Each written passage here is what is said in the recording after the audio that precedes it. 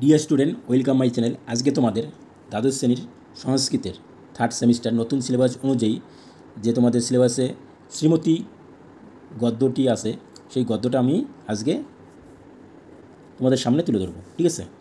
তো দেখো, শ্রীমতী গদ্যটা তোমাদের ভালো মতো জানতে হবে। যেহেতু তোমাদের এমসিকিউ আসবে, তাই সব কিছুই ভালো মতো ডিটেলস পড়তে হবে। শুধু এমসিকিউ পড়লে কিন্তু হবে না, তোমাদের গল্পটা জানতে হবে ভালো করে। তো দেখো তোমরা, শ্রীমতী, ঠিক আছে, এই শ্রীমতীটা কোথা থেকে নেওয়া? অবদান শতকের অংশবিশেষ থেকে নেওয়া। দেখো, অবদান বলতে কী বোঝায়, তারপরে অবদান শতকটা কোথা থেকে আসলো, সব কিছু আমি বলে দিচ্ছি, ভালো মতো শুনবে। ঠিক আছে? এগুলা লিখে রাখবে খাতায়। অবদান শব্দের অর্থ হলো বীরত্বপূর্ণ কাজ।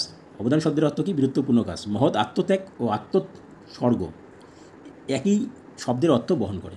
ঠিক আছে? কোনো অধীত বোধিসত্ত্ব নায়ককে বলা হতো জাতক।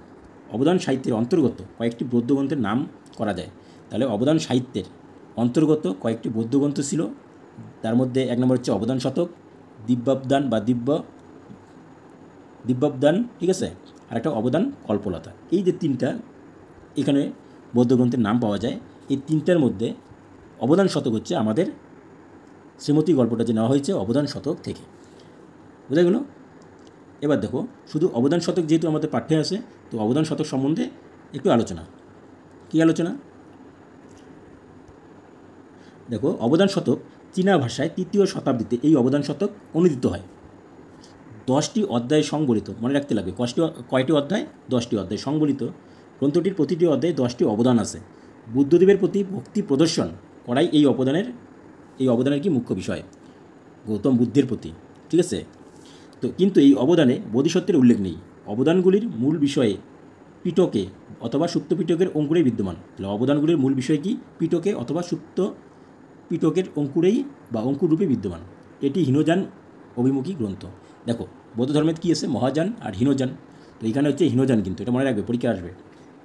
100 বৌদ্ধ অবদানের সর্বাস্তিবাদ সম্প্রদায়ের সংকলন হচ্ছে এটি অবদান শতক।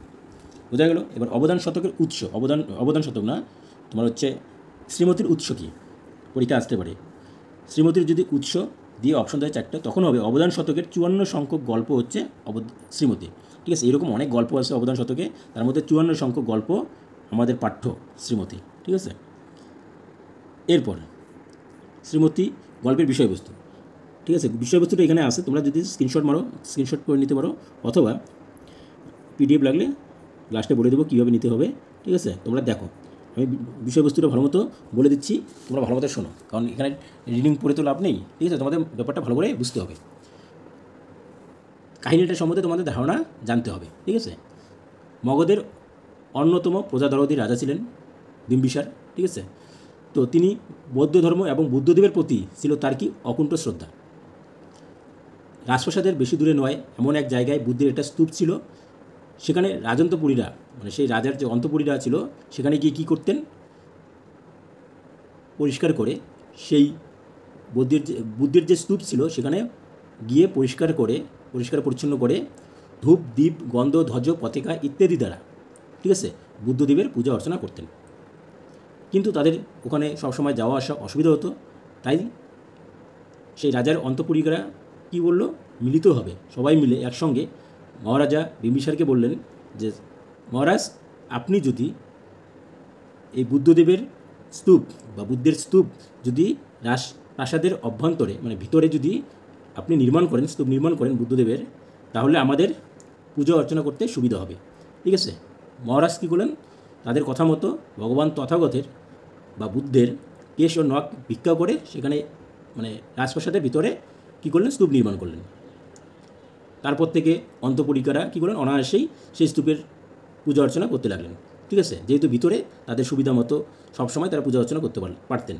কিন্তু বিম্বিসারের পুত্র অজাতশত্রু, ঠিক আছে, তিনি কী করলেন? তার পিতা বিম্বিসারকে, তাহলে অজাতশত্রুকে বিম্বিসারের পুত্র অজাতশত্রু তার পিতা বিম্বিসারকে হত্যা করে মগধের সিংহাসনে বসলেন।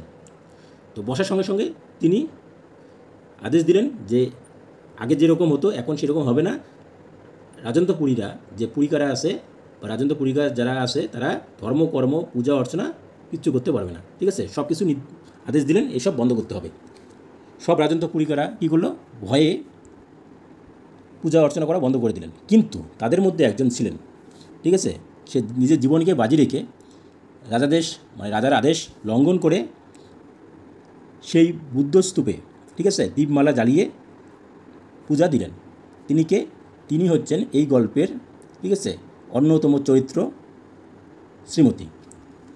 যখন রাজা অজাতশত্রু দেখতে পেলেন যে তার আদেশ অমান্য করে শ্রীমতী বুদ্ধের স্তূপে দীপমালা জ্বালিয়ে পূজা দিলেন, তখন তিনি কী করলেন, সঙ্গে সঙ্গে, যেহেতু রাজার আদেশ কী করছে, লঙ্ঘন করছে, তার জন্য সে চক্রাস্ত্র, ঠিক আছে, চক্রাস্ত্র দিয়ে তার মাথাটা ছেদ করলেন, মানে তার মাথা কেটে হত্যা করলেন, ঠিক আছে।